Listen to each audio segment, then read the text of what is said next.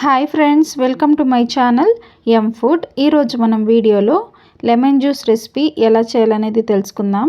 చాలా ఈజీగా అండ్ టేస్టీగా మనం ఈ లెమన్ జ్యూస్ అయితే చేసుకోవచ్చండి. త్వరగా అయిపోతుంది. ప్రాసెస్ని మనం ఇప్పుడు చూసేద్దామండి. ఇక్కడ నేను ఒక నిమ్మకాయ అయితే తీసుకున్నానండి జ్యూస్ చేయడానికి.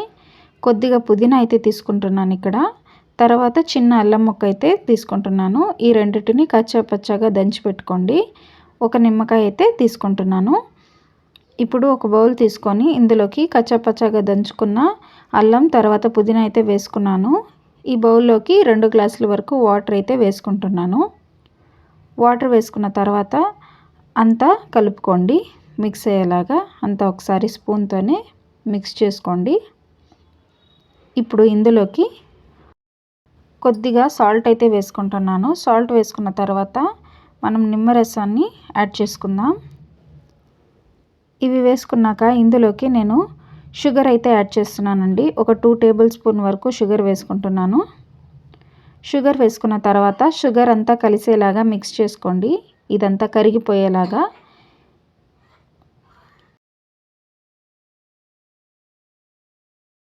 షుగర్ అంతా కరిగిపోయిందండి.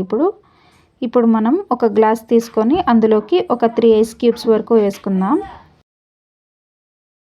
ఇప్పుడు ఇందులోకి మనం లెమన్ జ్యూస్ అయితే వేసుకుందామండి. లెమన్ జ్యూస్ వేసుకొని సర్వ్ చేసుకుంటే ఎంతో టేస్టీగా అండ్ ఈజీగా మనం లెమన్ జ్యూస్ అయితే చేసుకున్నామండి. రెడీ అయిపోయింది. మీకు ఈ రెసిపీ నచ్చితే వీడియోని లైక్ చేయండి, షేర్ చేయండి. ఎం ఫుడ్ ఛానల్ని సబ్స్క్రైబ్ చేసుకోండి. Thank you for watching.